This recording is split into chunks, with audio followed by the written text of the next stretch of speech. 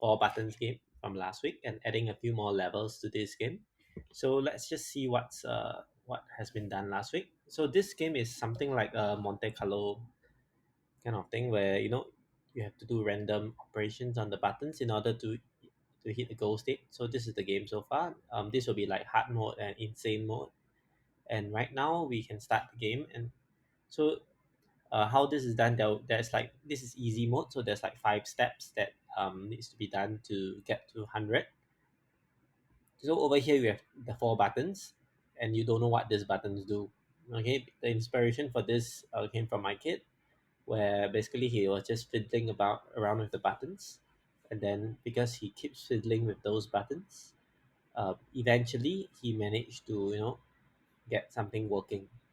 So yeah, right now you see over here this is a -3, this one is a -7, and this one is a -10. So yeah, something like this. So yeah, total we will track the number of button presses that we have done. Okay, so right now I'm going to make the level a little like slightly easier here. Okay, so after you press a button maybe about 10 times, okay, then I will review to you what the button does. Okay, so this will probably help to make the game a little easier for people. I mean, this not really needed, but I just kind of like to make a fail safe just in case people don't know how to play the game. So let's see. So it's in the number count. So today I'll be making either 1 or 2 stages. Depends on the time that I take to make those stages. I haven't really made them before, so it's new to me. Okay, so this is the script for the number so far. So yeah, we do some like random setting of numbers and then like print the number out and so on. Compute win sequence, apply operation. Yeah, all these are stuff that we can do.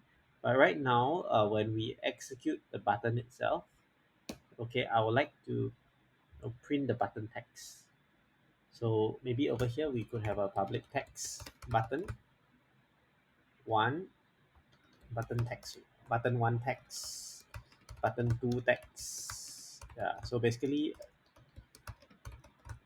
I'm gonna display on the button itself what the button does after the user fails to after the user presses on that button a few times, then we will display what the button like over here. If this is a -7, we'll display -7 over here on this button, and here is +3, we'll display +3 over here.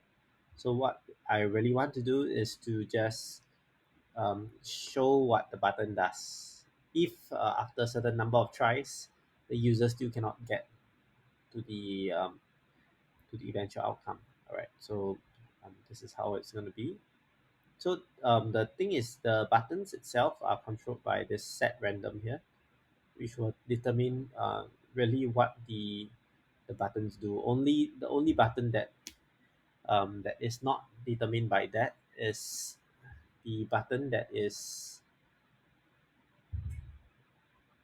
the reset button, which is the fourth button. Okay, so I need to monitor the. So these are the text for the 4 buttons. Okay, I will also need to monitor the number of times each button has been pressed. Okay, so maybe I call it button 1 press, button 2 press, button 3 press. Actually, since I'm doing like 4 of them, I might as well use an array. Yeah, so I could do something like this.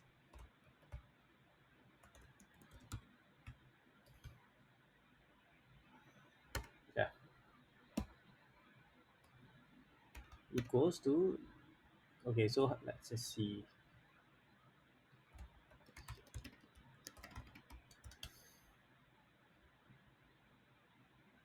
Yeah, I like to just initialize here, and I could just do this. Yeah, I'll just do this so that I can specify 4 different elements to this integer bracket. So this specifies an array. Okay, equals to new int 4. I'm not wrong. That's how we do it. So this could give me an array with 0. Basically, the arrays contain 0 as the initialization if I do this. Okay, so then I will need something to update the button press. Okay, so maybe over here I'll have a method here, public void update button press integer number. So I can use the same function for all of them. So what we can do is button press num, okay, plus plus. So we just add. Okay, basically if you press the button, we add the count over there. Okay, and after we add the count, okay, what we want to do is we want to check, okay, for all of them. So we could do something like a for each loop. Okay, for each ins press.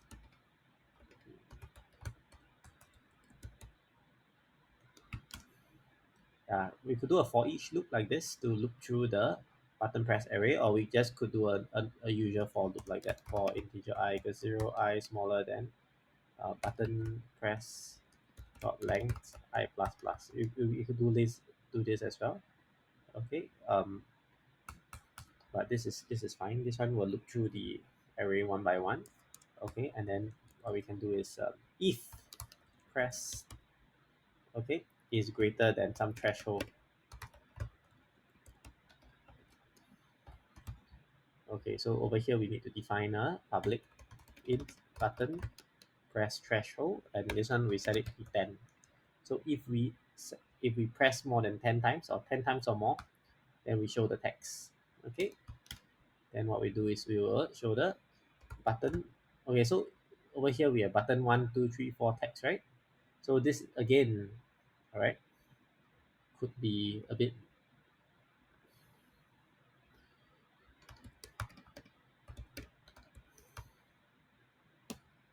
yeah, we could just simply do this. Yeah, we don't need to initialize, we could just do this. So this will give us an array of an arbitrary number of elements. I mean, not arbitrary, but it'll be defined in the editor. So yeah, I could do it like that. I could also do like this. Yeah, I'll just do it like this to make it consistent with what I did down here. Okay, so we have an array like that. Okay, and what we want to do, so yeah, this is how you get your arrays in C sharp. Yeah, like this. This is the same as C plus plus actually. Yeah, the same kind of construct. Okay, so yeah, where was I? So I have an array of the button text. So so what we can do is, if it's greater than the threshold, then the button text will be equals to num. Okay, over here we have num1, num2, num3. So it's unfortunate because if we have this num1, num2, num3, I cannot do like, like what do I want to say? I cannot basically like do a shortcut for all of the nums because I need to reference one by one to each num. So yeah, I guess if num equals to 0, then button text num dot text equals to num dot toString, num1 dot toString. Okay, then we can do this one by one. Okay, yeah, I guess I should have made all of them to be arrays, but I'm a little lazy to change it right now. Maybe in the future we could make them all to arrays or all to lists. That would be much easier actually.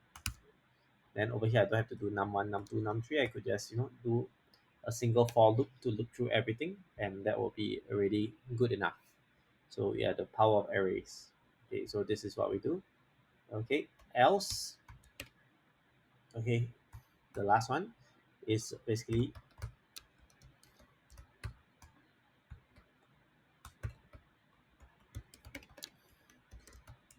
so we have a reset over here.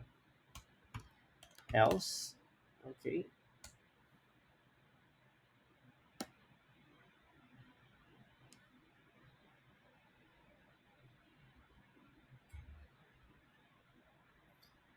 Okay, so over here I did this press in button press. I decided that this may not be the most ideal way to do this. I should do like this. Okay, because then I can look through all the i's. I equals 0, I smaller than, okay, button press dot length, I plus plus. Okay, then over here this should be an I if I is 0, if I is 1, if I is 2.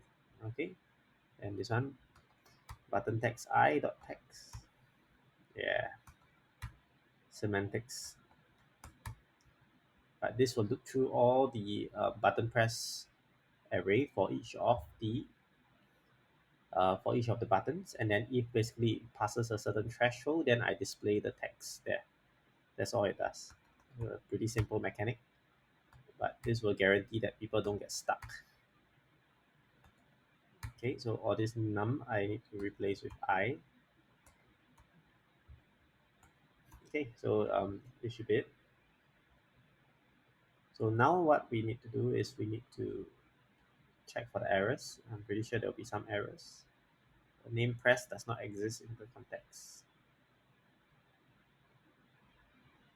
Okay, so this one is, it's called button press I now. Yeah.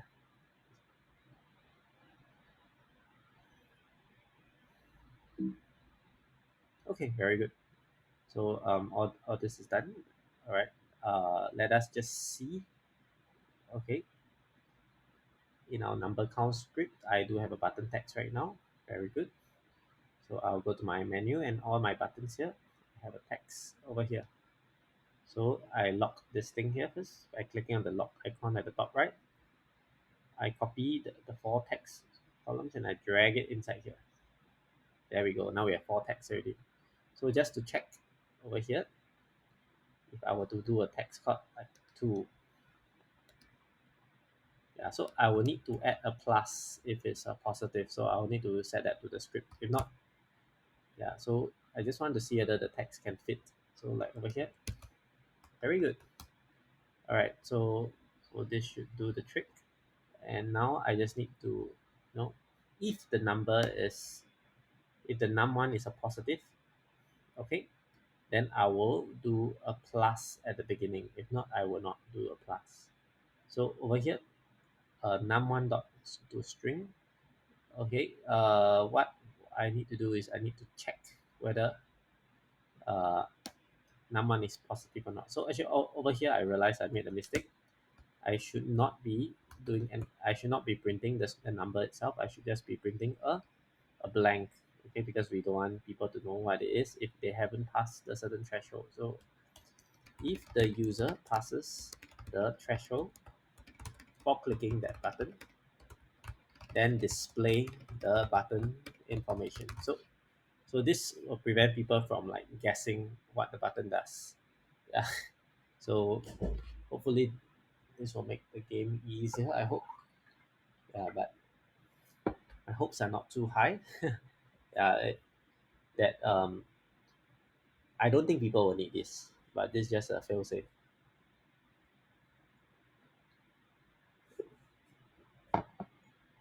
Okay, so over here, the user passes the threshold for clicking the button, and okay, so over here I need to add a plus in front of the number. Okay, if the number is positive. Okay, so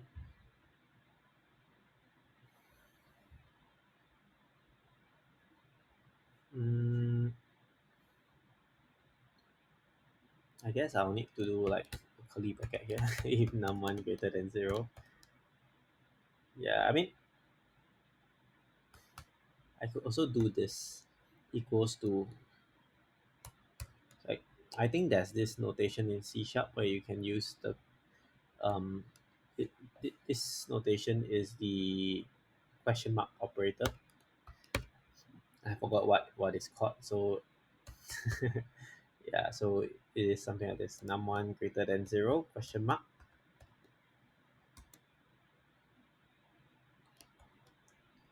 Um, if it's greater than 0, then it's a plus. If not, it's nothing. Okay. So think this is called the ternary operator.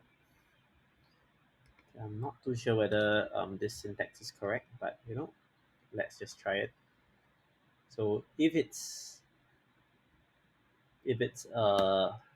greater than zero, add a plus string in front of the number string.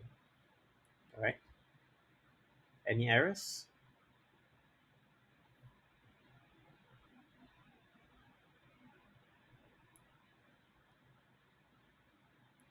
Okay, maybe I need to bracket this.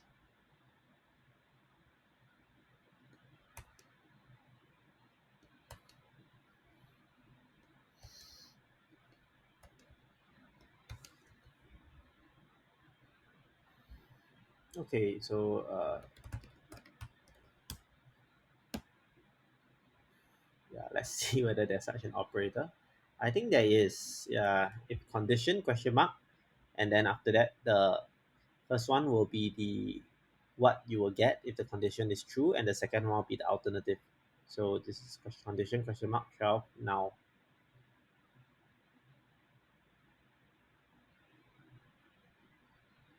Yeah, so this should work. So condition number greater than zero, yes, question mark. Then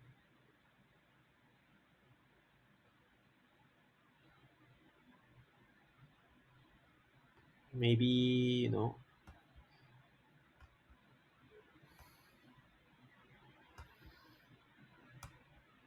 oh, I missed out a plus over here. Okay, let's see whether yeah, okay, so I'm missing out the plus there. Okay, it's no biggie. So actually I think I don't even need this inner bracket here. Okay, just need to I just need to do this. Yeah, so condition, then the sign here. So this is the alternative rather than me just having to type out everything. Okay, so now let's try out this stage to see whether it works. 1, 2, 3, 4, 5, 6, 7, 8, 9, 10. Okay, so apparently is the text is not being shown here, so I need to find out. Oh, I know why. Okay, because I forgot to assign it to the button, so I need to put this number count script inside here. Okay, and in this number count, what I'll do is I'll call this update button press, and this will be 0. And then in this button, I'll do it manually because I don't want to overwrite scene changer, the number. I don't want to overwrite the prefab for this because number count is only going to appear um, on this scene itself. The next scene may not be a number pressed. Okay, so like this, number counts. In the number count function, I call the update number press. This one will be 1. And this button. Okay, another way to do it is, over here, since I call it number count dot execute button, right?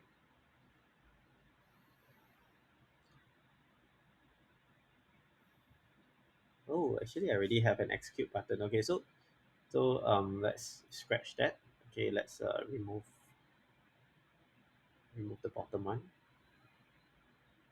I realize in the button itself, there's already a call to one of the functions in this button, so there's no need to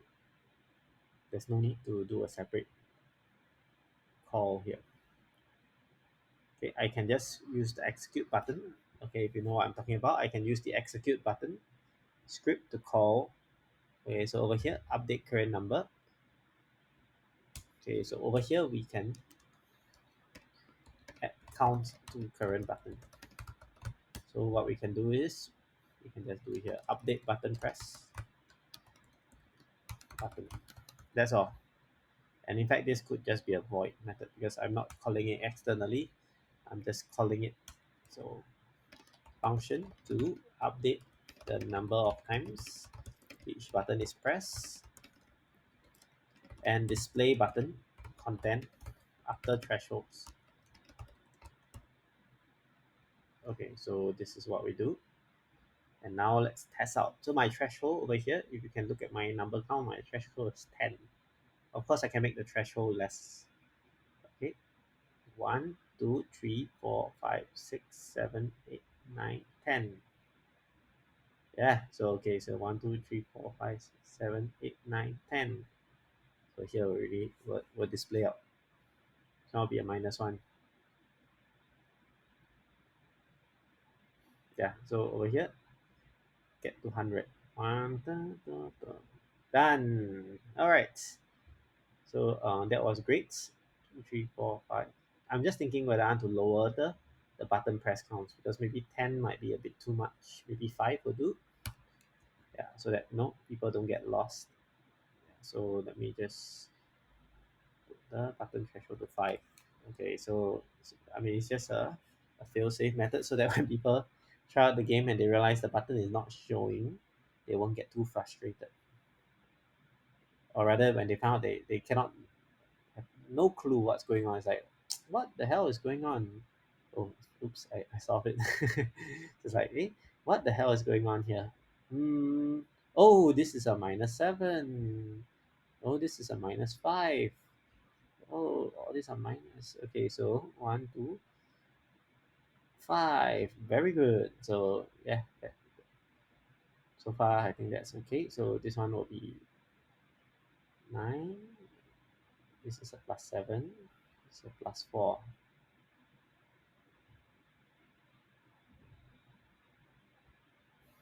Okay, so yeah, so I think this is tough enough because like you don't know what the button does. You need to find out exactly what it is. I think 5 presses is about right. Okay, so over here you can see that if I were to start the game, okay, my main menu, there's some issue. You see my main menu here.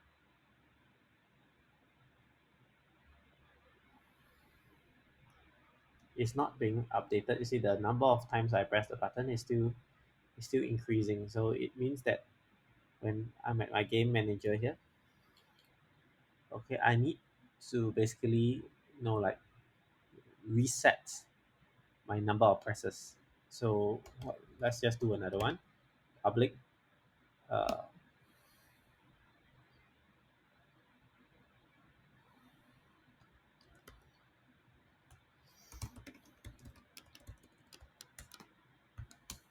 okay. Over here, what we do is button press equals 0. We just reset to 0. And when do we call this reset?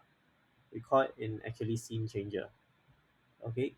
So over here, when we start at our original scene at the main menu, okay, when we press the start game button, okay, if basically if we need to do some tweaks over here. So because you see my game manager over here, uh, in this scene, okay, it doesn't like exactly reset my game and oh actually I know how to do it without doing this reset button without doing this reset press. We can just make the game manager delete itself. All right, we can make the game manager delete itself if the next scene is the main menu scene. Okay, okay, if next scene is main menu, then delete game manager. Okay, so if name equals to main menu, okay, that's how we call it in the build settings. So basically I'll do a hard code such that whenever I go to main menu, I delete my game manager. Okay, destroy. Okay, find object of type game manager. Okay, so this will ensure that I destroy the game manager object so that we can reset our number of button presses. So let's try that again. So I added this in. So 1, 2, 3, 4 is -6, -10, +4. No, this is +5. Okay, So return the menu. I should destroy my my game manager already. So let's take a look at the game manager. Yeah, see.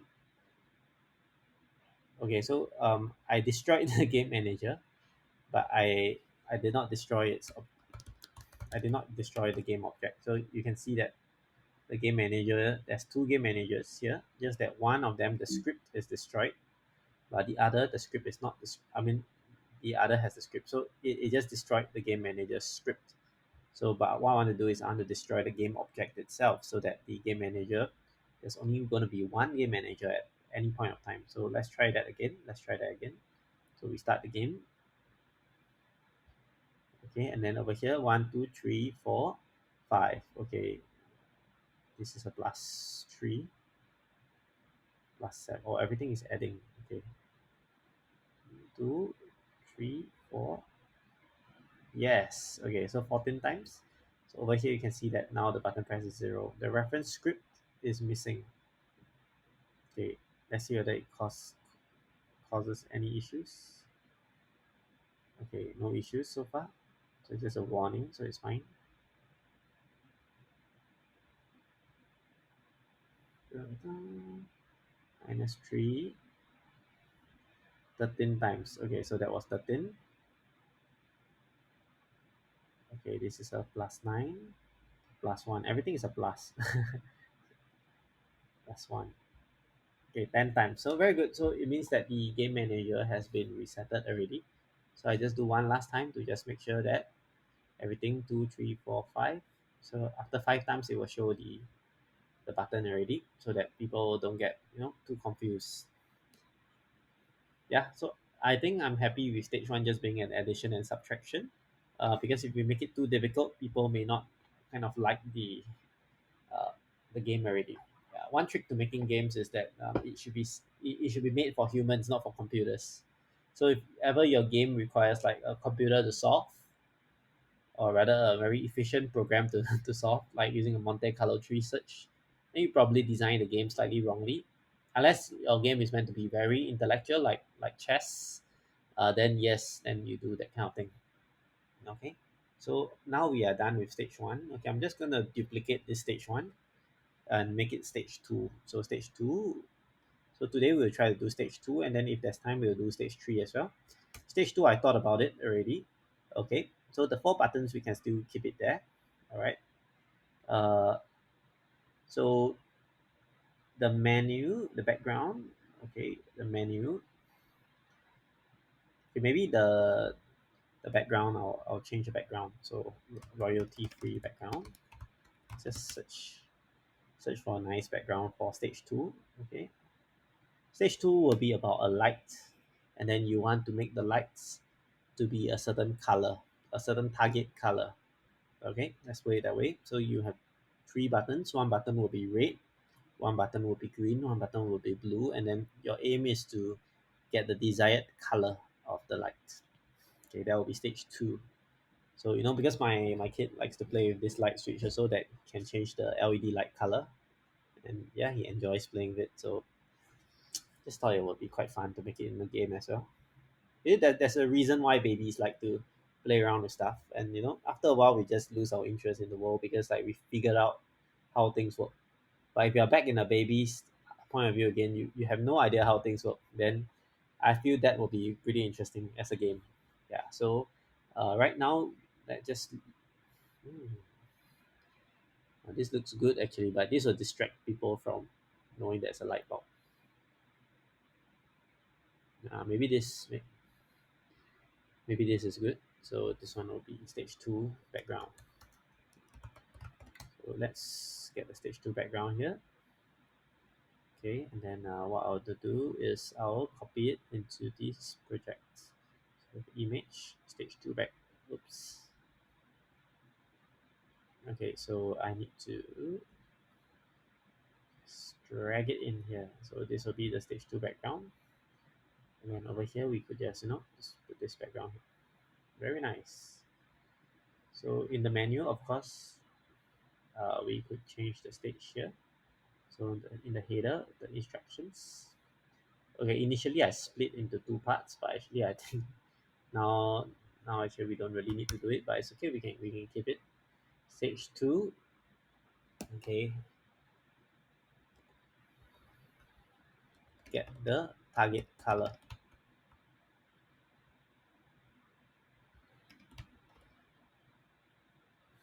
Actually, why not just delete this? Oh, I must change by the prefab instance. I think there's no need to. Stage two.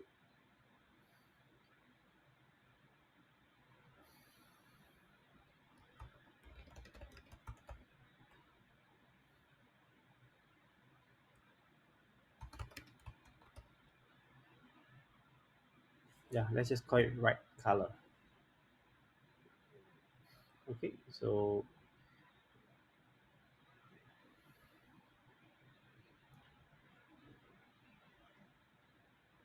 I do have an image over here. Okay, and then over here I have a text.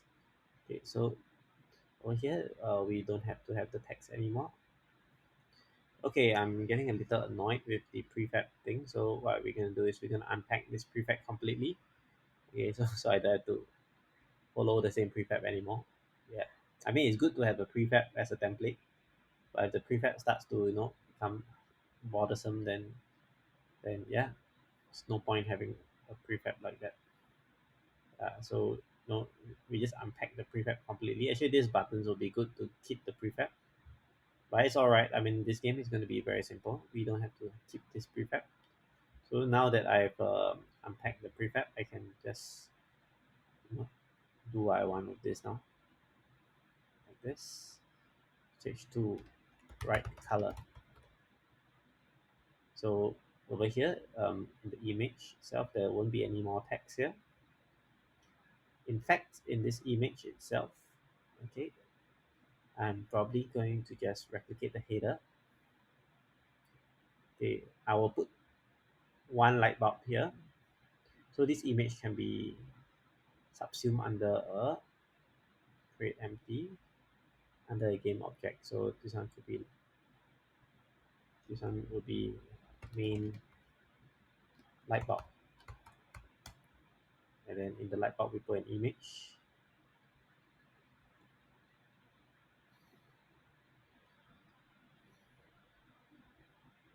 Okay, over here we'll put a horizontal layout group so that we can, and then here will be a middle center.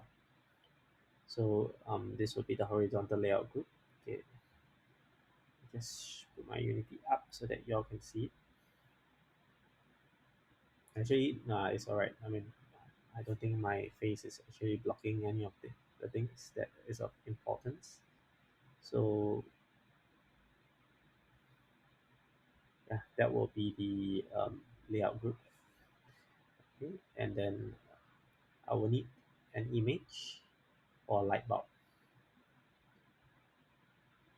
So light bulb. So this stage is purely about getting the light bulb to go to a certain color. So I will need a light bulb.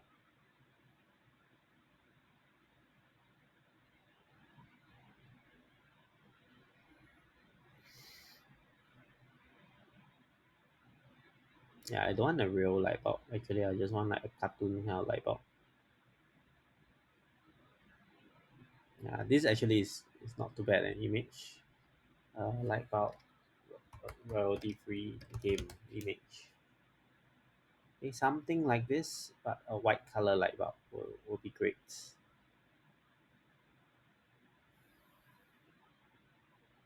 Yeah, actually this is good. Yeah, so let me just save this image as light bulb, and this is royalty free, which means I can use it in the game. Okay, so I need to do some editing because now the whole thing is, where is it? It's here. Okay, I'll need to do some editing. Okay, because right now, what you see is that the light bulb is transparent in the center. Okay, I'm not too sure whether this was saved as a PNG or is a PNG, so it should be fine. Okay, but I want to make the open file. Okay, light bulb. So I want to make the inside of the light bulb. Okay, I want to make the inside here the white color so that I can change the color and then it will affect the light bulb. So fill white color. Oh, hang on, this is not the right one.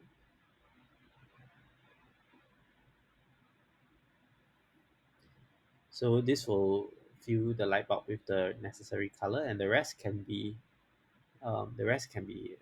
transparent. Yeah. In fact, this over here at the bottom might be another color altogether. Okay, because the base of the light bulb is typically like gray color, right? But I don't want to put it right now because if I were to put the color there right now, when I change the color of the light bulb later, mm, yeah, when I change the color of the light bulb later, there will be issues because it will affect the base of the light. Okay, so I'll just fill up this with the white color one first. Okay, so this save it and export it to be PNG alpha. This is very important. Store alpha transparency. Okay, so now I have my light bulb. Okay, so it's my light bulb. There we go. The light bulb. Put my light bulb in here. Okay, so I do have a light bulb now, and then I'll just drag the light bulb image here.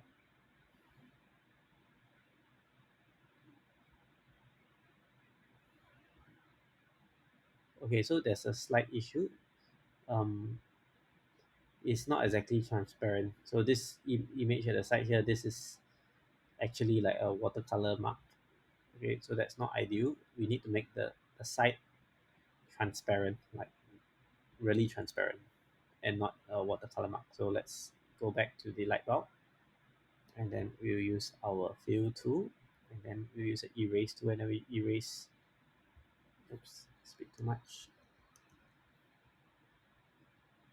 1, 2, 3. Okay, so we have erased this already. Then we use the same fill tool. Okay, first I do black color. This one. Okay, so now we get this back. Erase tool to this one. So this one will be totally erased. Okay, so this one all erased already, and now inside here I'll fill it with white color. So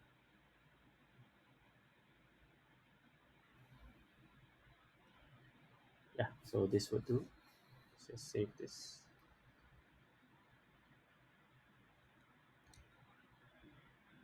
And yeah, I've saved it already. Let's see. Delete away this light bulb. Put the new light bulb in. Yeah. Okay. Okay. That's great. That's great. Okay, but the light bulb, where did I put it into? It's under here now, right? So I have a light bulb. I have an image. It's supposed to be a horizontal layout group. So that means this image here, the width is a bit too much. So maybe I put as 100 light bulb.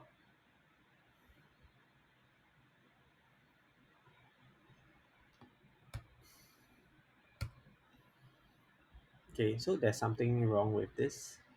Okay, because I have a horizontal layout group here, technically this stuff in here is supposed to follow the child. So I mean, it's supposed to follow the arrangement. So let's see, somehow this thing is not being affected in the horizontal layout group. So that's kind of weird. Okay, because like,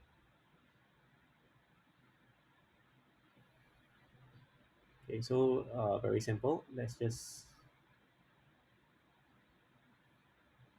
try again. We put the light bulb inside the light bulb. Okay, then we create a UI image.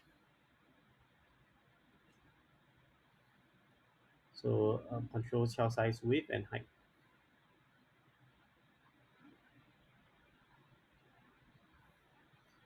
Okay, so apparently it can only control sprite renderers. It cannot control like images. Okay, so what this means is that there's no real need for the horizontal layout group. Since it cannot control my bulb anyway, what's the point of putting the horizontal layout group, right? So let me just expand my window a bit so you can see what I'm doing. Uh, so we have this light bulb here. Okay, very simple. We're just gonna put the light bulb here. T, rescale it. Okay, I can just do like 1990. I want the light bulb to be huge because this will be the main focus of the round. Let's see.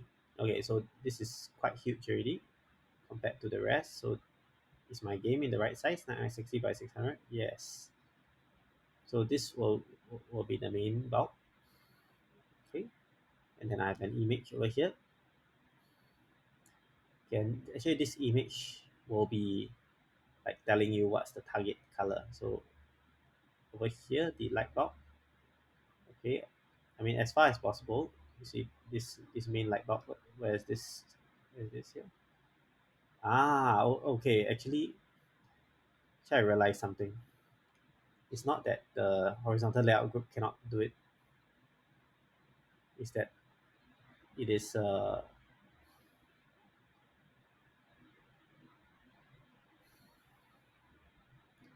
yeah. In fact, I could just duplicate this light bulb twice, I guess.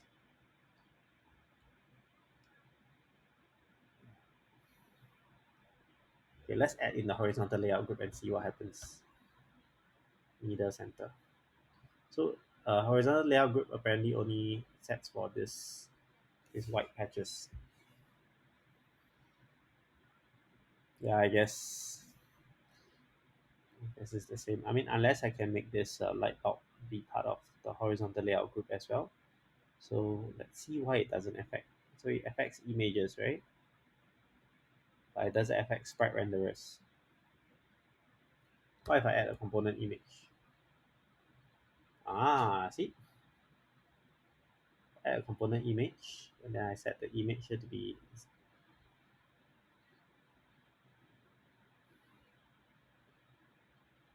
I set the image to be transparent.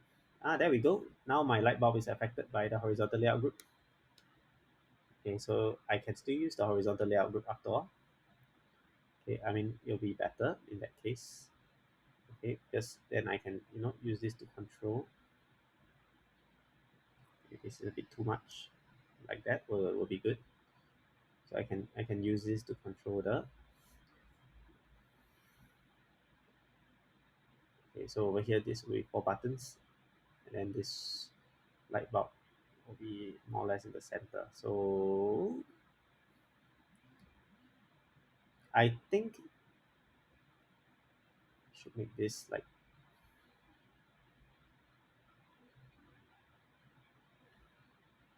I'm still thinking what should be the ideal way to show this, because if we press here, I think it should be fine if this is like a small block. Okay, but I will need to actually add a text component here. Okay, but there's already an image. Okay, so what this means is that I need to remove this component here. Okay, and under this image, okay, I'll create a text and I'll create an image. It's complicated, right? Because actually I want to just put this as target color. Okay, and then the font I can use as this add note centric. Put this as whites, and guess what? We can add in a vertical layout group here, so that you see, there we go, easy peasy. So like that, like that. So this can like can match the size of this box. So oops, what did I do with the target cut? We can match this to be the size of the box. Okay, and then this text here could be. In fact, actually, okay, target color is fine. Yes, put centralize. Okay, put it like that. Okay, let's see how it looks like. Okay, maybe the image, instead of a square, it looks a little weird. I will use a circle, a knot. Yeah, okay, yeah, this looks good. Yeah, this circle looks good. So I have a light bulb, okay, and then after that I will have a target color that I want to achieve, okay, and then basically people will just manipulate the buttons down here. So this stage is rather straightforward. So the blue is really blue color, green is green color, red is red color, yellow is reset, and then we want to try to make the light bulb hit the target color. So yeah, so the target color can then be controlled through this image, and then we can just change the color of this image here like that to the right color at runtime. Okay, so that's more or less the game flow of stage two. Yeah, I'm happy with this screen right now. Maybe what I can do is I can make the light bulb at the target color a bit closer. Mm, still haven't really decided how. Maybe I'll take out the horizontal layout group. Let me just remove this. Okay, because if I want to make the light bulb towards the center and anchor this in the center, okay, then my image here I anchor it to the right. How does this look? This actually looks better, right? Yeah. So maybe I'll just use anchoring instead of using a horizontal layout group. Okay. Actually, this background is not very nice. You see this stripe here is interfering with the target color. Let's pick a better background. Yeah. I'm a fan of simplicity, so I don't really like my games to be like too. I mean, I find this distracting. Yeah. So let's find a better royalty-free background. Okay, so something that suits the theme of the lights. Uh,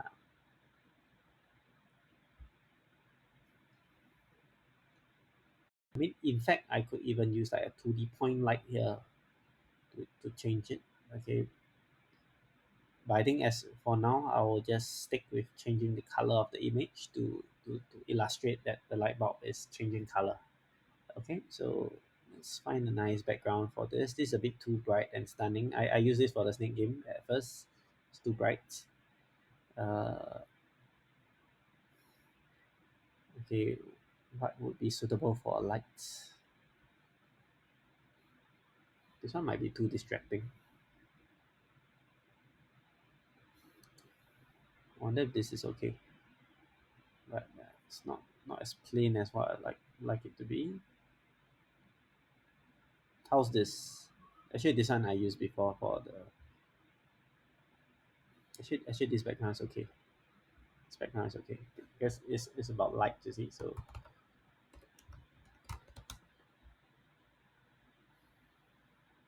maybe I'll keep this background for another stage. Maybe stage three. I already thought of stage three already. Stage three will be like a logic puzzle.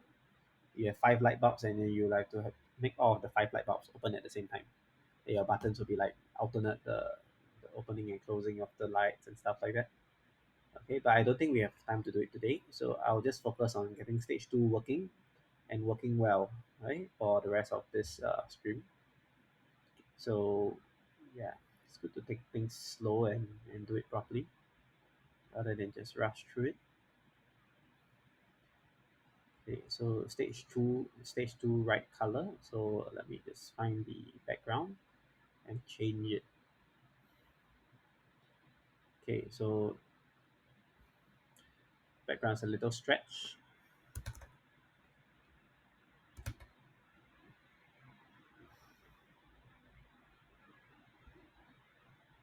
Okay,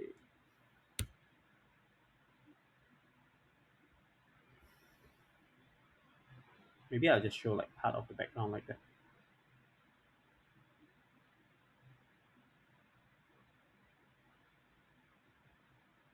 Okay, 400, 400.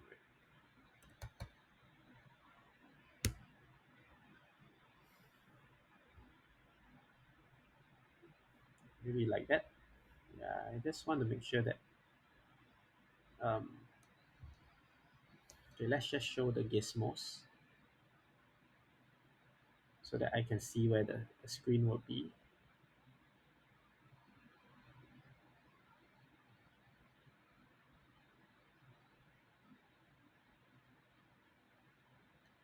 I like to show the camera. So camera.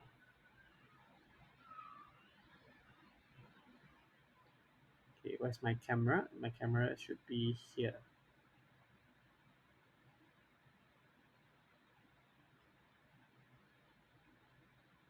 Okay, somehow my main camera is being affected. See, the game is not showing properly. I must have affected something. Let's undo stuff. Here is still okay. Okay.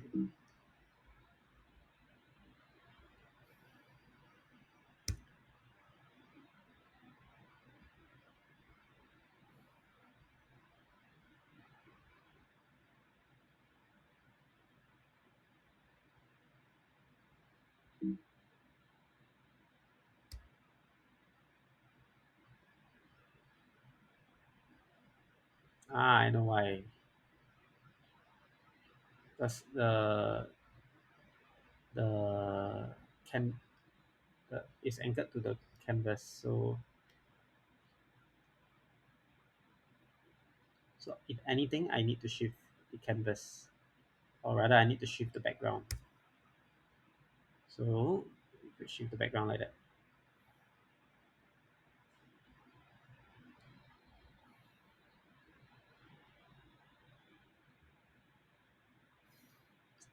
Still don't really like this background. It's a bit. I mean, if I put it like this, it is a bit too bright. So maybe what I can do is I can change the color of it. Yeah. If I change the color, it might look okay. Uh, Change the color and then maybe make it a bit more transparent so that it doesn't overwhelm the user. Maybe make it not red but green, like the matrix. Yeah, and make the background a bit smaller so that yeah, okay, yeah, this looks cool. This looks cool right now. Yeah, yeah, pretty amazing, right? What a change of background can do. Like just change a few colors and it looks pretty amazing already. Okay, so now I need to do the script to make the light bulb change color.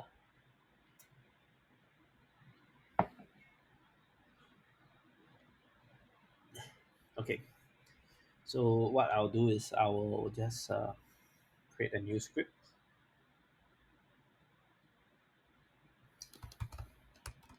We'll just call it light bulb. Okay, delete this game object.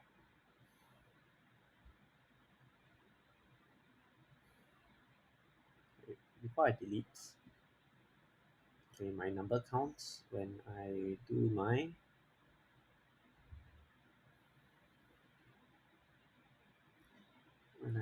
update.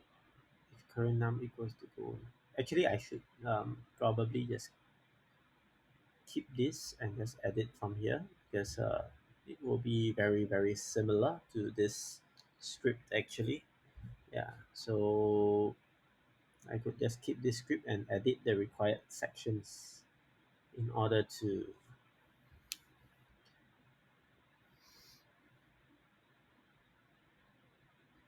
just looking at what I did earlier. So we compute a win sequence and so on and apply the operation. So yeah, let's just keep this script and just edit from here to form our light bulb. So let me just copy and paste this. And the light bulb. Let's just paste this thing. So this class will be called light bulb class. Okay, so the goal num, the goal will no longer be a goal num, but as with any color, so if we look at color 32 here, okay, I'm not going to use transparency as a color, so it's just going to be red, green, and blue. Okay, B, G, and R, and the BGR range is from 0 to 255. Okay, so over here we can see already quite simply 255 is a multiple of 3, Okay, and then after that is a multiple of 5, so it's a multiple of 15. So if we do 15, we could have 17, up to 17 presses of the button, but it's a bit too much, so maybe I do 17 times 3, which is 51. So if I were to edit the red, green, blue with every time you press it, you add 51 to it, you will be able to navigate through the entire set of colors in 5 clicks, which I think is desired. Okay, because in this case, we don't want the user to click 17 times in order to iterate through the entire spectrum of red, right? So with 5 clicks, so with 51, um, basically from the red, green, blue, we add 51 to this number, and then it will get 255. So actually we can keep like this num1, num2, num3, because this could just be red, green, and blue. Okay, so yeah, like stuff like the gold num. Okay, instead of, okay, what's my set random again? Set random will be between num range to range. Okay, so this one will be very simple. The set random will be, it sets 3 distinct numbers for red, green, and blue. So this one would be 0, 5,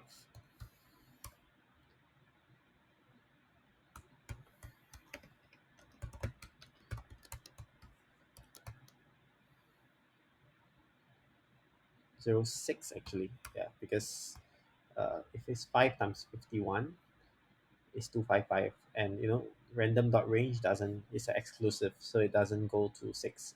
It goes until 5. So num1 equals to this, num2 equals to this, num3 equals to this.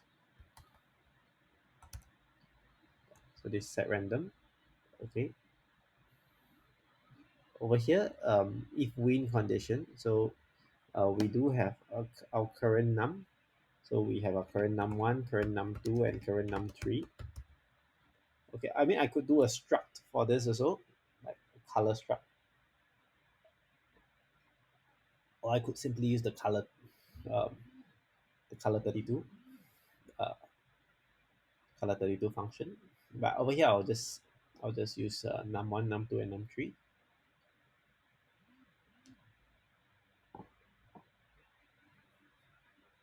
Okay, so we have current num1, current num2, and current num3.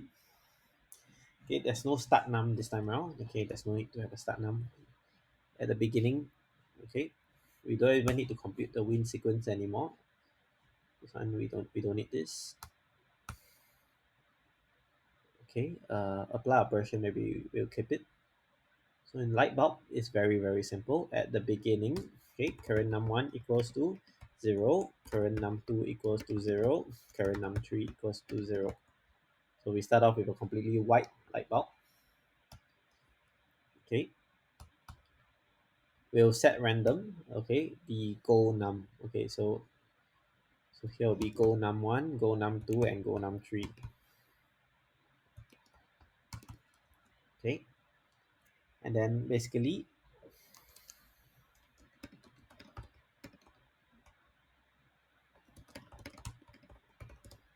we don't need a print num here. Okay, but instead of having a print num function, okay, this one will be the set color function.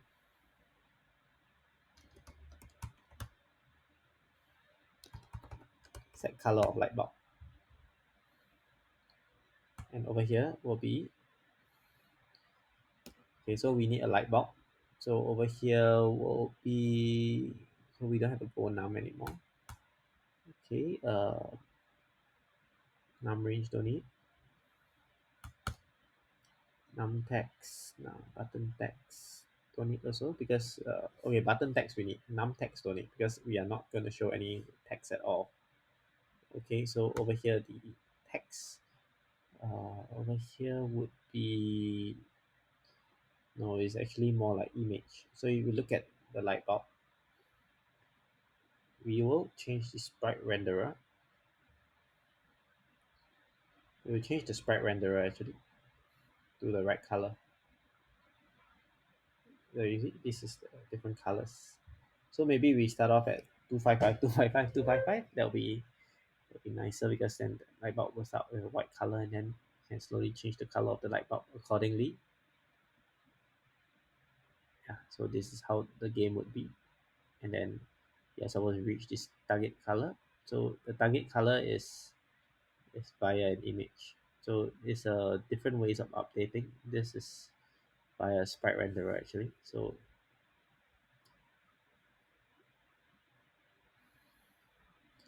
okay, change color of a sprite renderer.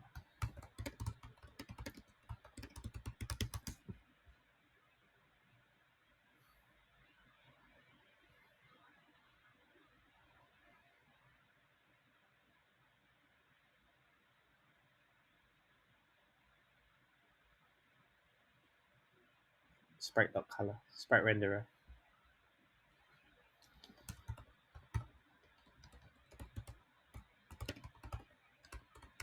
So we have a light bulb. Okay, we have also a public. Okay, uh, we'll need to have a public. What do you call that? Okay, so actually there's no solution found here anymore. Okay, we need to have a public. Okay, we have a sprite renderer. We will also have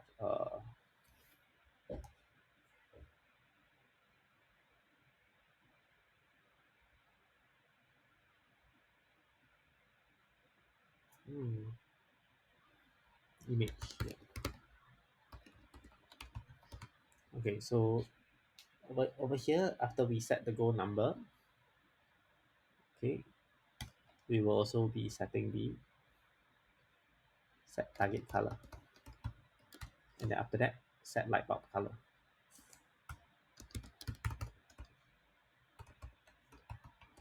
So yeah, very indicative function names. Set random will be set. Okay, so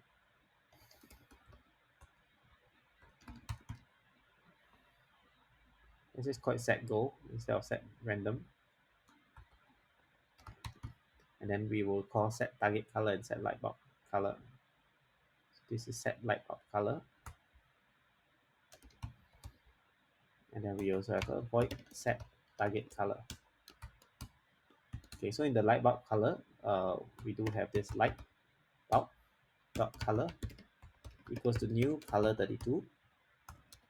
Okay, so the light bulb color will be based on the number itself. Current num1, current num2, current num3. Okay, I don't need this num1, num2, num3 anymore. So we could have current num1. Actually, why not we just call them num1, num2, num3. Right? No need to distinguish, right, between current num and num in this. So num1, num2, num3. Okay, over here. So num1 times 51, num2 times 52, sorry, num3 times 51. So if we look at the color 32, over here you can see that color 32 is made up of RGBA, red, green, blue, and then the last one will be A. Okay, so it means that at the beginning, what we want to do is we want to set all of this to 5 so that it becomes white color. Okay, and then over here the goal number will be like that, times 51 times 51, and then the transparency will be A will be 255, which means that it's not transparent at all. Okay, so we set this as the color. Okay, and then for set target color will be the same as this. Instead of light bulb, we have target color. Okay, target color. The color equals to new color 32. Okay, here will be go num1, go num2, and go num3. So we just multiply by 51 in order to set it in a range from 0 to 255 for this color. Okay, and then yeah, that should be it. So whenever we press the button, now we do the button press right now. So when we do the button press, okay, if I is 0, button text will be, okay, so the first button will be blue, green, red. Blue, green, red. Yeah. So the first one will update num2.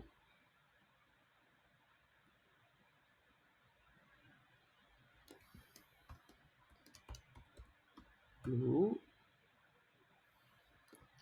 green,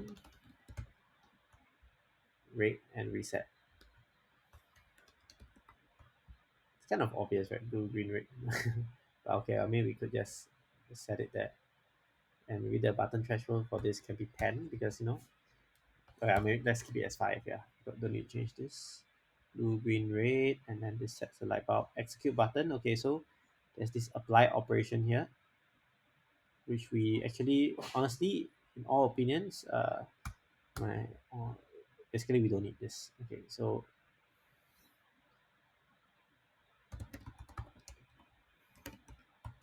okay, we can take away this, update current number. Okay, update button press.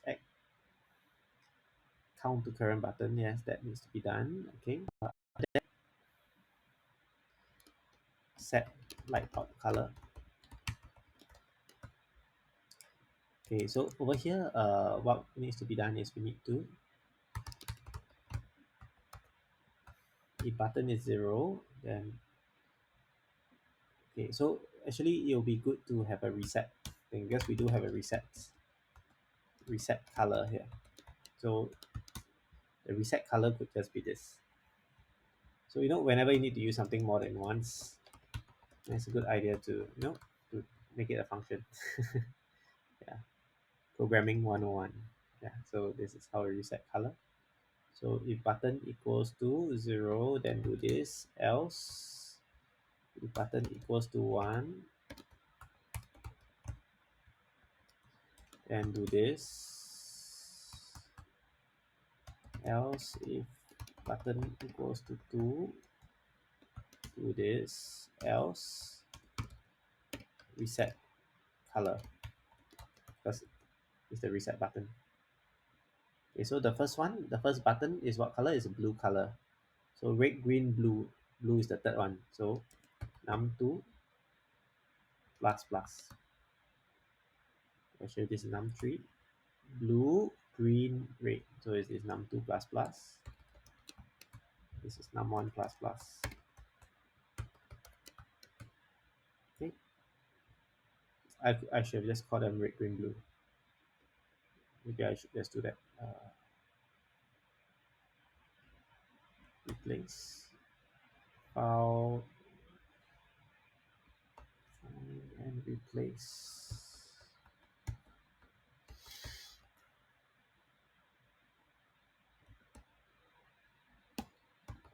Okay, let's replace this.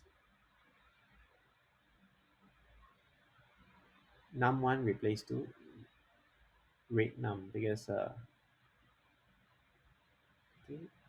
num2 replace with green num, and then num3 replace with blue num. Yeah, so everything gets replaced: red num, green num, blue num. Yeah, this makes it easier because then we know this red, green, blue.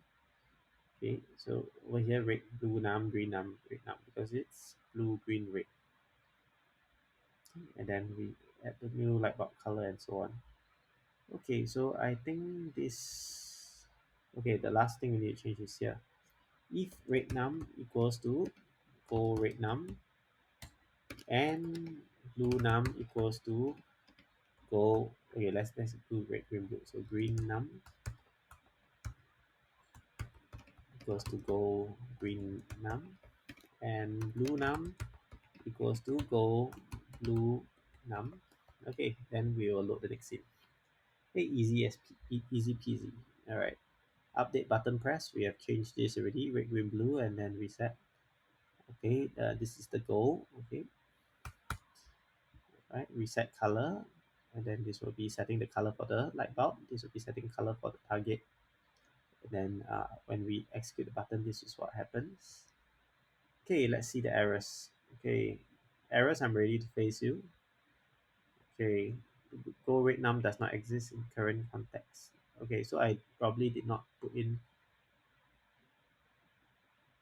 Okay, so this one will be light bulb. Okay, so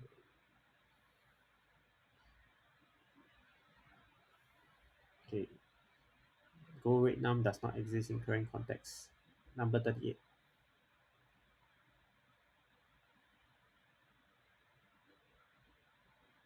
Okay, so I need to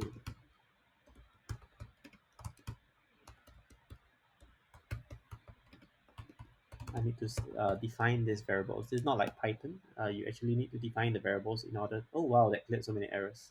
Cannot convert from int to bytes in line number 88. So int to bytes.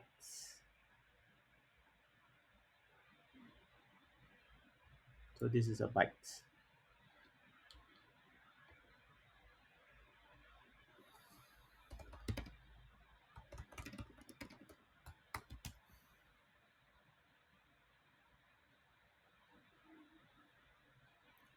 So I will need to convert this to a byte.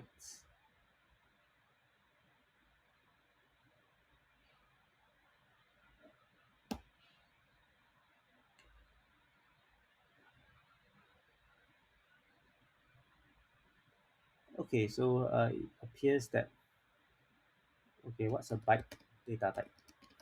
C sharp. Is there a native byte? A bytes is on the range 0 to 255. Yeah. I guess a very simple way to do this is to just typecast everything to bytes. Then I don't have to change anything in the program. Yeah. I mean the idea was to minimize data usage, but actually no. And int doesn't take up too much space. It's just 4 bytes. Yeah. So like that. And we're not doing competitive programming, so it's fine. Cannot convert from int to bytes. Or even after I typecast, it cannot do that for me.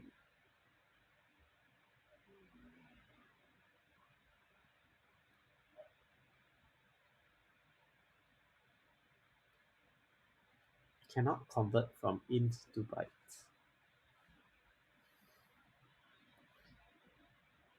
Oh wow, this is something new to me. Why can't I convert from int to bytes? In line 88 and 93, these two lines here.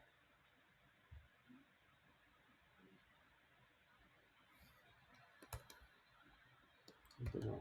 Do I need to bracket this also?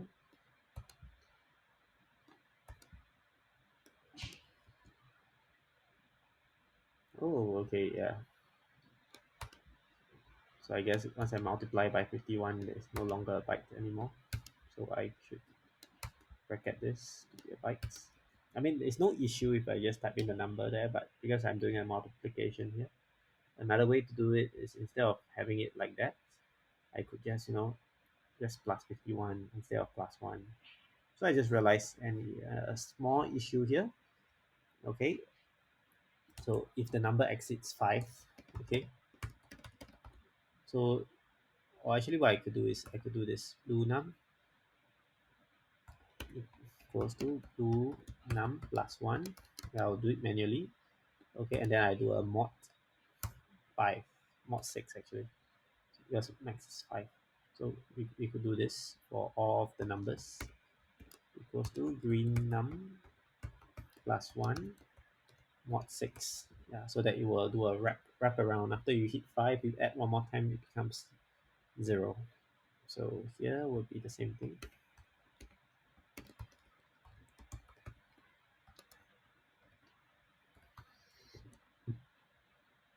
Okay, yeah. Okay, all errors cleared. It's time to put the light bulb inside here. Okay, so now I need the light bulb renderer, which is here.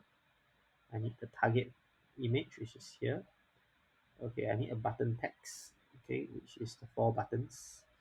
1 2 3 4, and then we take the text one. Oops. One. Okay, so first let me lock this screen again. I click on text 1 2 3 4, and I drag it in here. Okay, so these are the four texts right now. And then in my file build settings, I'm going to add in one more scene, which is stage 2. Okay, so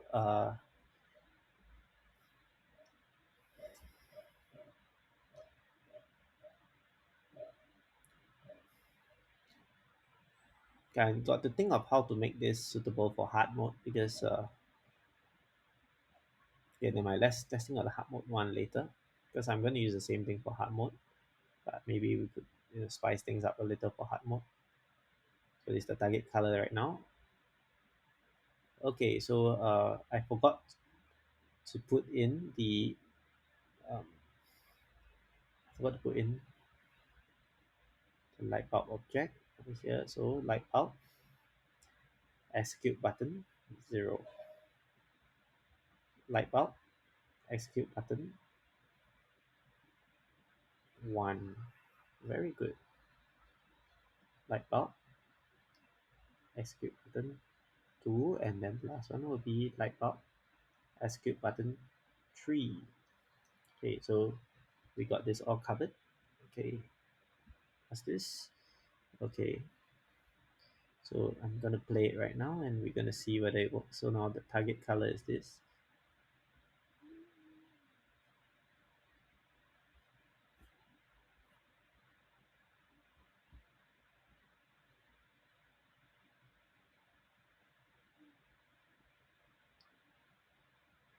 This looks like red to me actually. It doesn't look blue.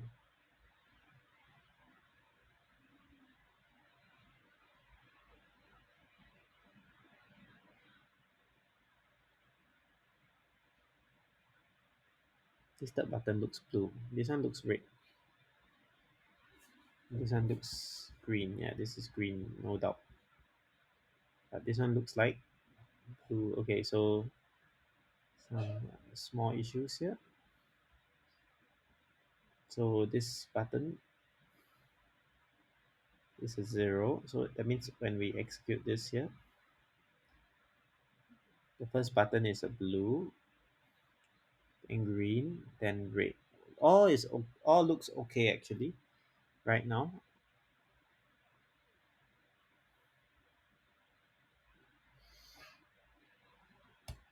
Okay, it's just that over here, red, green, blue, red, green, blue.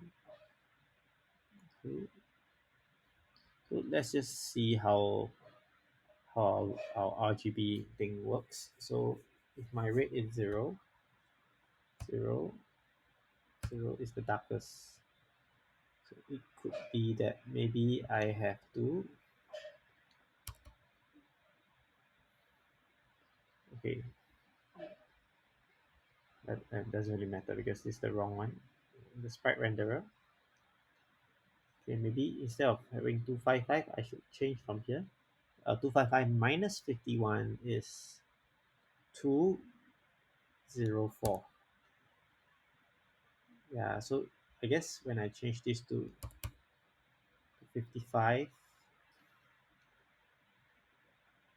51, 102, it became lighter and lighter. 153, 204. Yeah, so I want it the other way around. I want it to start from 255 and then like the number keeps going down to make it darker and darker. So that could be the way to do it. Mm, okay, I think that should be fine. So let me just try to change my code again. I just do a -1 instead of a +1. Yeah. So that as you toggle your buttons, the light gradually gets pushed to the right color.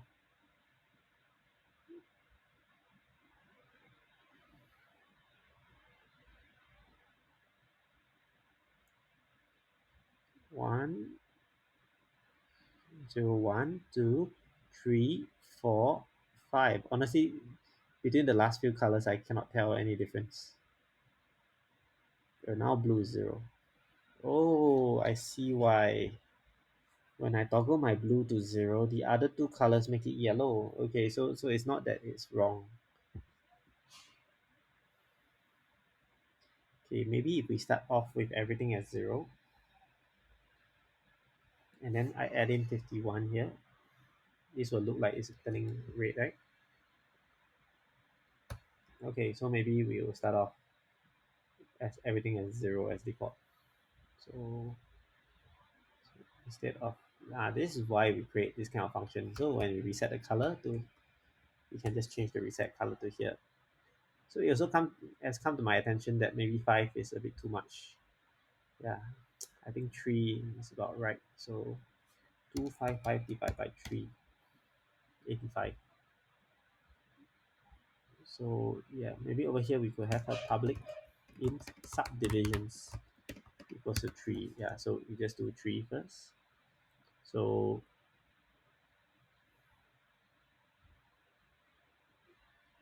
it'll be 255 divided by subdivisions.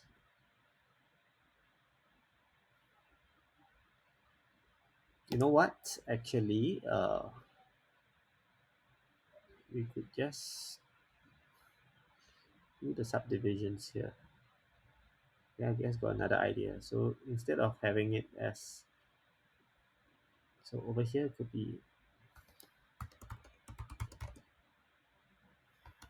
yeah, we could just do the subdivisions here. So I don't have to spend so much time, creating the, okay, so if we add the subdivisions here, what this means is that when we set our goal number over here, we just need to times the subdivisions here so that everyone is looking at the same page. So yeah, our subdivisions can be here. And then we just add, every time we press the button, we add in the subdivisions. So over here, in fact, I think we don't even need to do right now. Okay, in fact, I could just call this data type byte also. So because it will never exceed 255, 256 actually, because 255 is the maximum.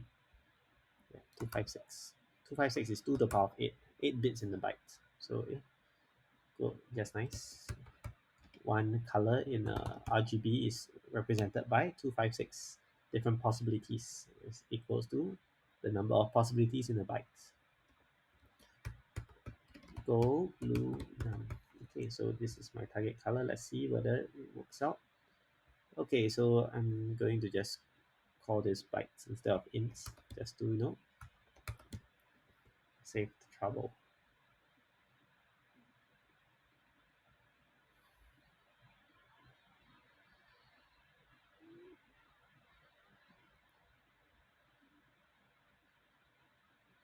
One zero three 106.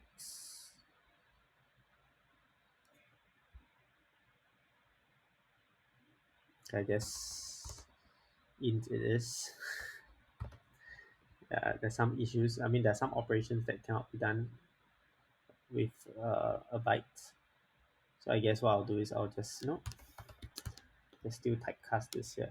It's too hasty to remove my typecast just now. At least now I know that Unity uses bytes to do RGB. That's a interesting realization today, because usually I don't do any like numerical conversion for my inputs to the RGB. So I didn't know that they use bytes for Unity, but now I do. Okay, so now we do have this right now. Okay, so if the target color is the same as this, then actually there's nothing to do with it, right?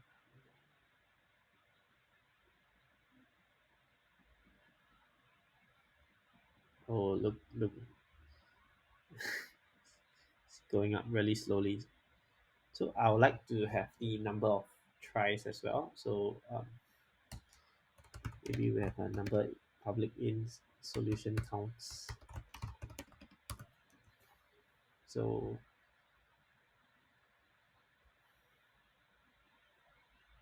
yeah, I guess in the end I'm reverting back to like something like similar to what I did earlier. So there's 5 different things you need to press for this.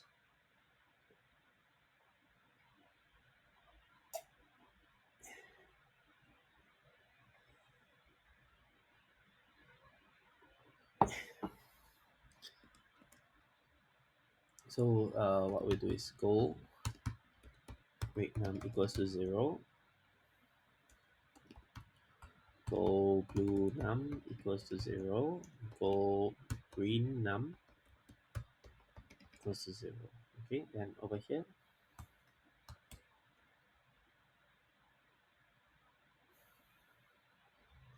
in fact, we could just, apply, we could just have an apply operation here. Yeah, because we are using this quite a lot of times also. So we could have a void apply operation, integer num. Okay, and then what we do is maybe integer color. Over here, we just return. It's a one-step operation. Return color plus subdivisions percent 256.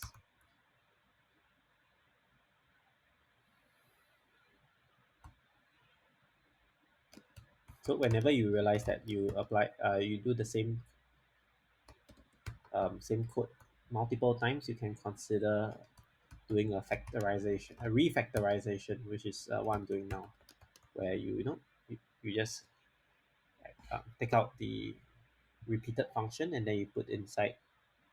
Sorry, take out the repeated statement and then you just put inside a function like this.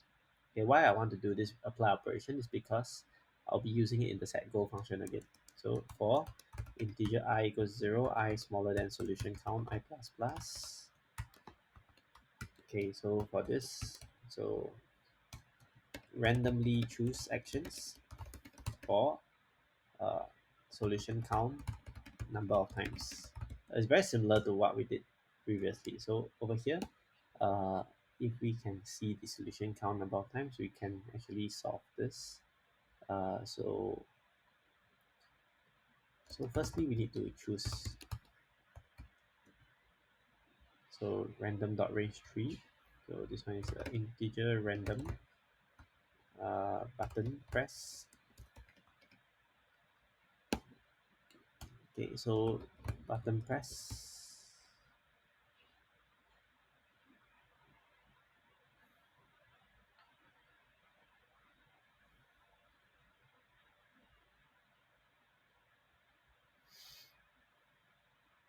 If button press is 0, then we do the go blue num equals to,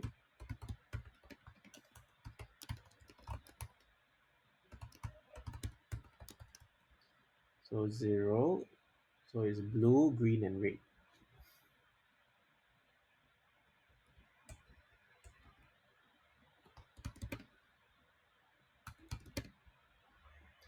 One, two, go blue, green, and red. Yeah, so this will randomly apply the operations 3 times. Okay, so our subdivisions is 3, okay, which means that actually when we add here, it should be plus 255 divided 256 divided by subdivisions. Okay, the subdivision is not the end goal here. The subdivision is the number of divisions, but we need to take 256 divided by that number to get the right divisions. I think I'm more or less done here. Let's see the errors. Embrace the errors. To int 83. Okay, so this is not a void. This is a return type int. Oh wow. Okay. Green num does not exist in current context. It's a spelling error. Okay. So now the light bulb here.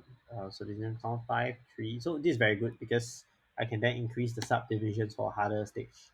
So for starter stage, it will be the most basic number of divisions. The target color is this. 2, 3, 2, 3, 1, 2, 3. How come there's a tinge of blue? It's as though the thing didn't get reset. 251.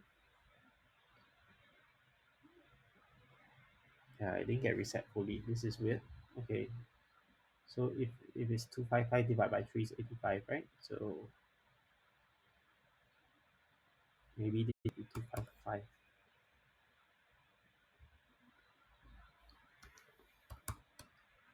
Oh, okay, I should use 256.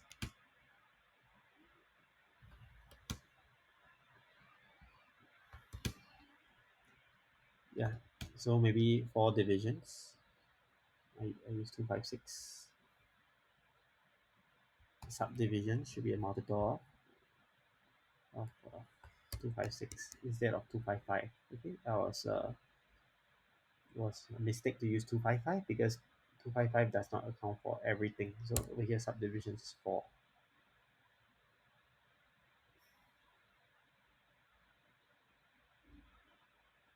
Okay, so the solution count here, because the max subdivisions is 4. Okay, I cannot have the case where I apply um,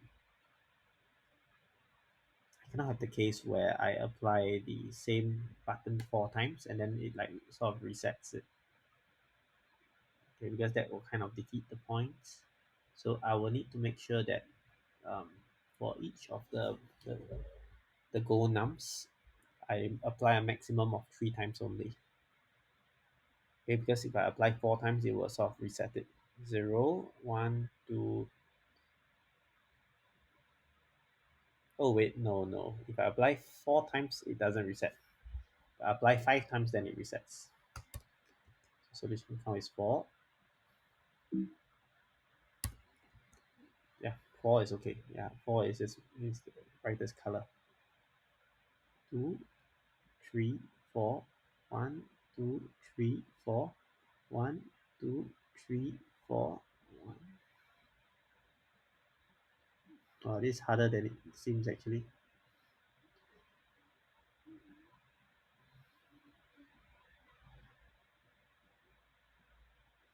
The target color is a little elusive over here.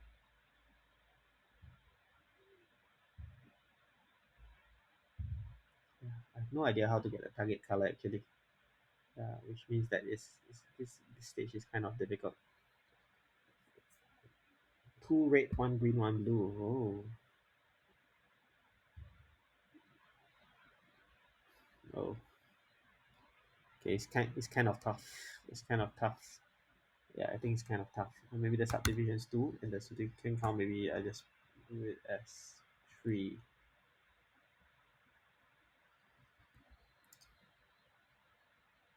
Yeah.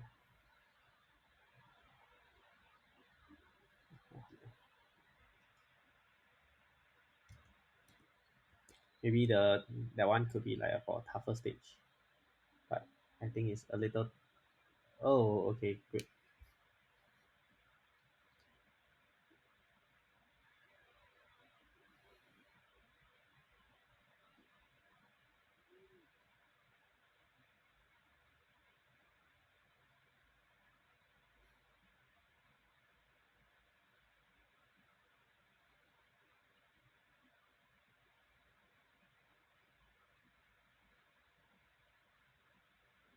Okay, so if you look at this light bulb image right now, it's 1 to 8, but actually I'm missing out this 255. Okay,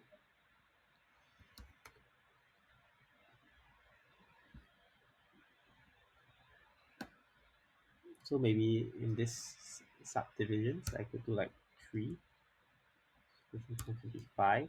Okay, so each color will have 3 different intensities. And then over here, what we'll do is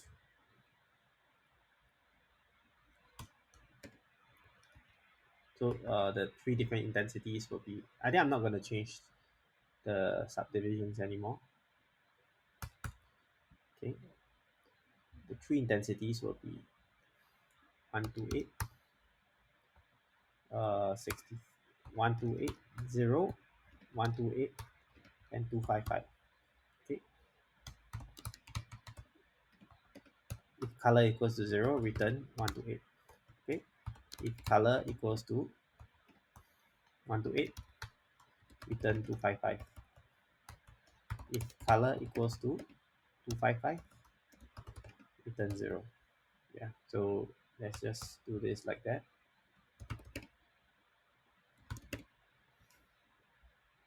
So maybe I still have subdivisions. Yeah, okay, subdivision is 3. So basically, if subdivisions is 3, then we do this. Okay, so later on we could have like 4.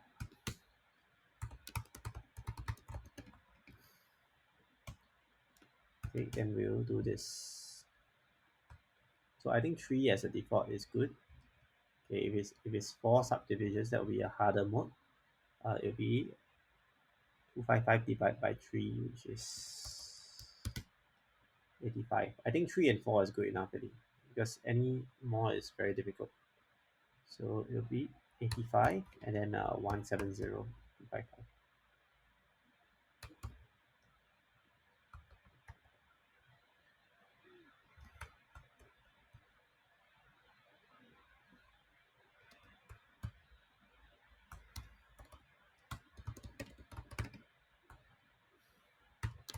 Yeah. So that's how we do the subdivisions to like toggle the light into different like categories. Yeah, I mean we could also do a two a two one like that. So two is very straightforward. It's just 0 and 255. So if color equals to 0, return 255. Else, if color equals to 255, return 0. Yeah, this is a very straightforward one. I think I won't be using this, but we try with 3 first. See whether it can work out well. Subdivision does not exist in the current subdivisions. Okay. Not all code paths return a value.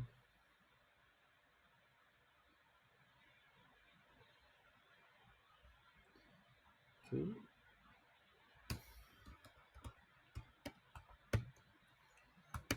Just return color. I mean, if all else fails, I'll just return the original color.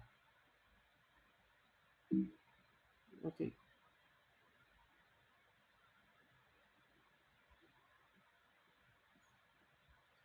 So now my subdivisions is 2. Oh, it's 2 only. This is quite simple. Blue, green, and red.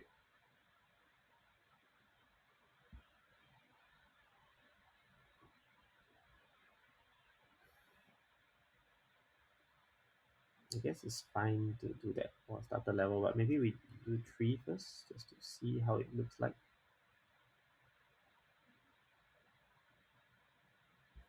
Okay, and I don't want to make it such that if if at the end of it, okay, if at the end of it the go num and the, so I want to make sure that the, okay, this is how I mitigate. Okay, while,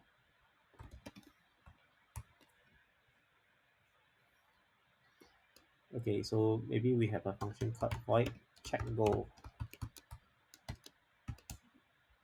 and over here is like that. So I don't want to make it such that you start out the, when I don't want to make it such that when you start um, the game you straight away win. So while, okay, so we do a do while loop. Do this while, okay, while not check go. So only when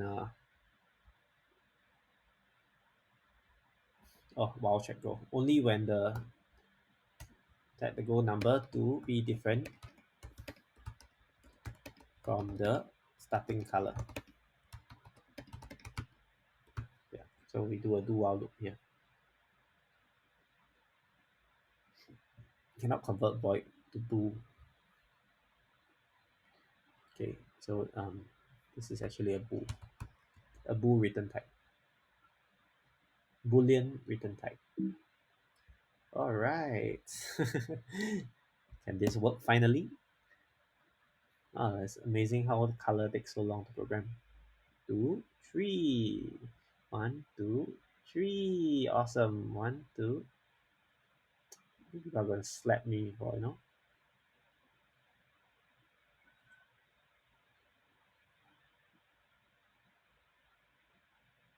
Yeah, it's so weird that once you do this, red color comes up.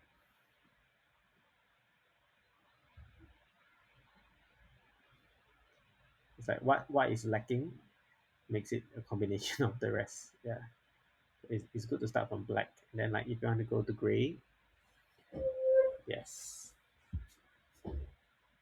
Hello, hi, Mini Joe. Yeah, I'm okay. Joshua is currently playing outside with my wife, so I have some time to stream. Yeah, I only stream once nowadays, once a week. So yeah, really this, yeah, been good. Yeah, just submitted a paper, so hopefully it gets in. And yeah, now I'm basically just spending time to read stuff. Yeah, so life's been quite good. And now this game, this game 4 buttons. Not yet, not yet. Yeah, still got 2 more years. Yeah, but this game 4 buttons was inspired by my kid. So you see, have you seen this game yet? Yeah. So today I'm doing stage two. Actually, I more or less ended more or less end what I want to do for today. So I just show you what this game is. So like every stage you have a certain objective, like get to 100, and then you have this number here.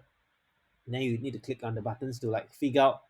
So you guess what this button here does? What does this blue button do? Okay, it looks like a +1, right? Yeah. Yeah. Then this green is like -3, and then this one is -5. Yeah. So how do we get to 100 from here? Yeah. Yeah. So the game comprises of multiple stages. Like all the stages are like uh kind of different, but the concept is similar. Is that you don't really know what the buttons do, and then you need to like figure out through tinkering around with the buttons in order to find out what exactly you need to do in order to complete the game.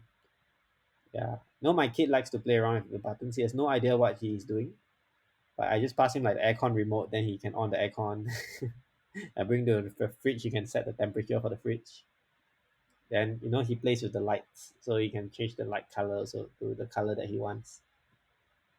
So yeah, so now let me just I show you what happens when you so there's this fail safe mode I just created today. Yeah, correct. So this game is really like mimicking how a child thinks. Yeah, you're like not very sure how the world works. You press some buttons and then you try your best to figure out what the buttons do. Yeah, and that's the beauty of this game. It's a very simple game, but it can be challenging. Of course, I tone it down a lot because I find that there's no point making it something that only the computers can do. It must be something that the human brain can solve easily. Okay, if not, the game won't be very fun. So you see, if let's say people don't know how to solve this, right? They don't know what this is. Yeah, after 5 tries of the button, I show what the button does because I find that if let's say the person cannot get it by then, right, it'll be very frustrating for them to just just click on the buttons and then like not know what it is. So all these are random, you see. So like, okay, yeah. So now we have solved this. This is the right color stage. So since there's +1, it's gonna be easy. Not really, not really. You want, you can we can try it. We can try it. All right, come, please tell me what button you want to press. Then I'll press it for you. Yeah, we see whether the game is easy or not. Yeah. Blue, okay, blue. All right. Okay, I think this is kind of.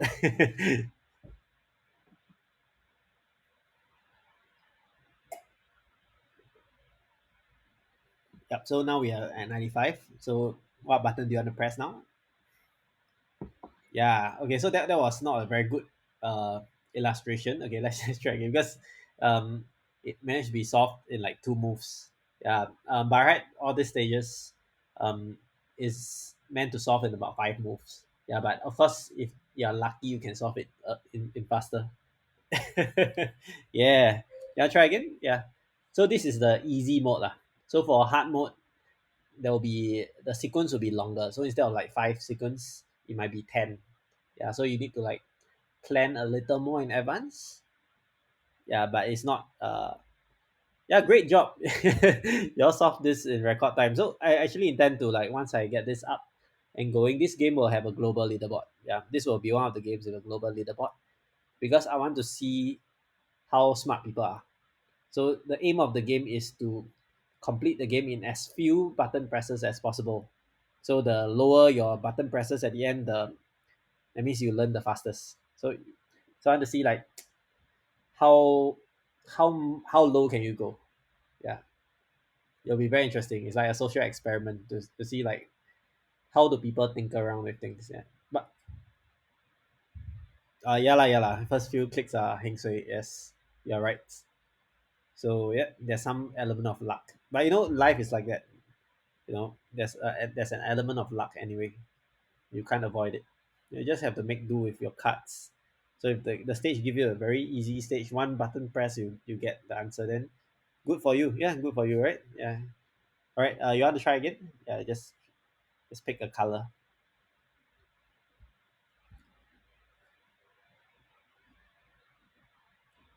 What I meant when I said +1 means you can jump from odd to even quickly.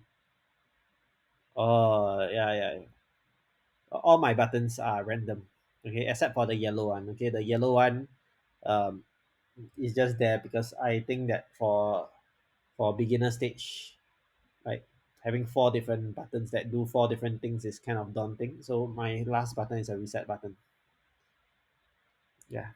So this tree is really just to press this one. In case you find that you have difficulty in getting the answer, you can always reset. Yeah. So I think it's good because like I find that if you have like more than 3 options, it's kind of it's kind of hard to actually make the right decision. So actually all my stages will probably only have 3 real decisions here that you need to make. But I can tell you it's gonna be hard. Okay, it's gonna be hard. Yeah. You want to try a button? Yeah, just pick a color. When you reset, the button remains. Okay, yeah, it doesn't exactly reset. No, it doesn't change plus minus. Maybe for the insane mode, the plus and minus can change. Yes, yeah, but I don't intend to penalize the player by changing the functionality of the button mid game. Yeah, the button will stay its functionality. But maybe for insane mode, this assumption will be removed. So like after if you press the button a certain number of times, maybe it will change to another button or change to another functionality. Yeah. So yeah, that's just meant to play around with the player, but yeah, I'm still trying to find out whether it's nice to do that because I don't think people like to play a totally random game. There must be some objective and there must be some way to fulfill the objective without going without relying on luck. So it's not 100% luck. Yeah. So anyway, yeah, this stage, let me just complete it. Okay, so this is like -7. This is -6 +5. Okay, done. All right. So this is the next stage. You want to try? Yeah. So this stage was what I coded today. All right. So this is the find the color. Okay. So the blue color, right?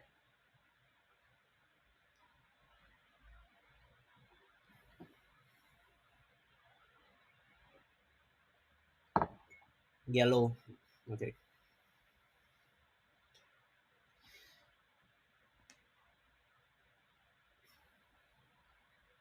All right. Then yep. The next blue and yellow, not green.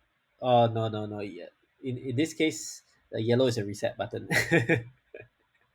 But yeah, actually, yeah, what you say makes sense. Huh? Yeah, people might think it like that. Yeah, but actually, this is a RGB problem, like red, green, blue. Yeah, so green. I guess you'll pick green again, right?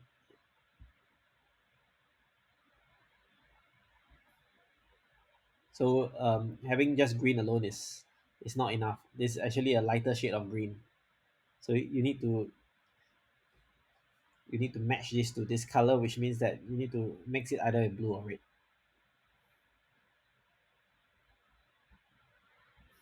Nope, it's not blue.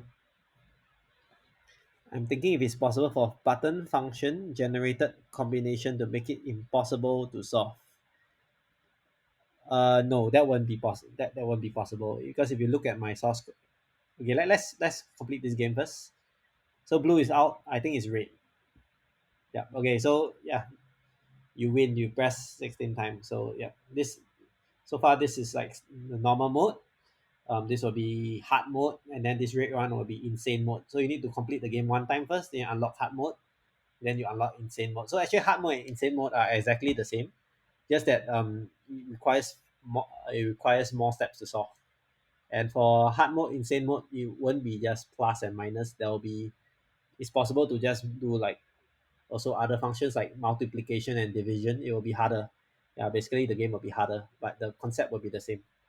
Yeah, but I don't want to overwhelm people. I want to make people like the game first. So this mode is an easy mode first.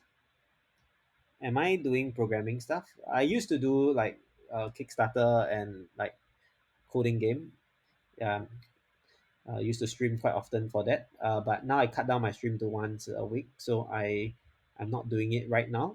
But you can see I'm actually doing like a bit of coding also, yeah, because like game coding is C# coding. Yeah, but I do hope to resume some form of like competitive programming coding probably next year. Yeah, when my kid goes to childcare, I will have a bit more time to stream. Yeah. So anyway, for more buns, more fans, more it's more bands, right? More bands, more fans. Yeah. Yeah. It's been tough to stream and take care of him. Yeah. So I choose to take care of him, so I cut down my streams. But it's okay. I'll stream when the time comes. Yeah. Oh, nice. Okay, so anyway, let me just show you why it's not possible to have a function that will not be able to solve. So once I start my game for the number game, I do a compute a win sequence. Yeah, so in this compute win sequence, okay, we have a goal num which is always 100. Okay, I mean I can change it, but I like the number 100. Yeah. So then for the number of steps, so in this case the steps is 5. Okay, I apply an operation from the random of the three operations. So the operation is either plus, the operation is either add the number or minus the number. So what these numbers are, I also don't know. Even I don't know. So all these are randomly set at the beginning of the game. So it's from a range of -10 to +10. The range can be changed, but I think -10 to +10 is more ideal because like if I add too much of a number, it's very hard for the human brain to calculate. Yeah, so I keep it within one digit. I think it's easier for people to play the game. Yeah, in fact, I find it quite hard already sometimes if you just have single digit. So as you can see, I actually apply a reverse sequence of operations. I reverse the sequence of operations from 100. So there will always be 5 buttons that you press that will always get you to the goal. Oh, sure. Yeah, my there's no in main, but it's Unity programming, they go with start. So I guess that is the int main, similar to like C++. I do C++ also, so I stream Kickstarter. So yeah. Okay, so over here, basically this will set the random numbers, the 3 different random numbers on your buttons. Okay, then after that we'll have a win sequence that is computed by doing backtracking from 100, and then I backtrack the operations that are done, so that like if it's a +5, I -5. So from that I can ensure that there will always be a sequence of button presses that will achieve the goal state, and you will always be able to do it in 5 moves. Okay, sometimes you can do it in less than 5 moves. Oh, the random number generating function, sure. It's just here. I use random dot range. I mean, you can also use like any other inbuilt random function generator. The random dot range just gives you a random, like over here is an integer between minus num range to num range minus one. So it excludes this number. Yeah, so it is really a simple thing. I did a do while loop so that I ensure that all three numbers, okay, are generated differently, and I make sure that the zero is not one of those three numbers, because I don't want a button that clicks and does nothing. Yeah, so that's how I did the numbers. Yeah, so yeah, actually this one should be minus num range to num range with a bracket is a open set here. Yeah, so that's how I did this. Yeah, any other questions? I'm happy to answer if you are interested in like how this game works. Yeah, I'm quite excited to push it out. So there's a total of 5 stage I envision uh, in this game. So maybe every week I do one stage. Within 5 weeks, I can push out this game already. Yeah, it'll be interesting to see how people fare in this. This game is original, by the way. I came up with the idea myself after seeing my kid play with remote controls. Yeah, so I think it's an interesting game concept, and yeah, I'm looking forward to see like whether people like it.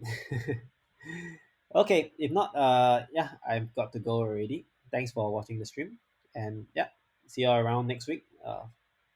Yeah, 4 to 6 p.m. if you are interested. GMT plus it. Yeah, there's I can extend it more definitely. Yep. Do let me know like any stage ideas that you have. You can let me know next week during my stream. So I can probably code it up if the idea is like is simple. So for my games, the criteria is very simple.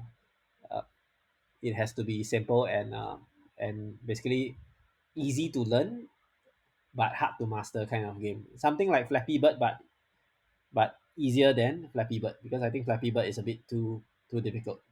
Yeah, so something like that are my favorite kinds of games. Yeah, don't want people to take too long to learn, but the game should be challenging enough, even though you only introduce simple mechanics.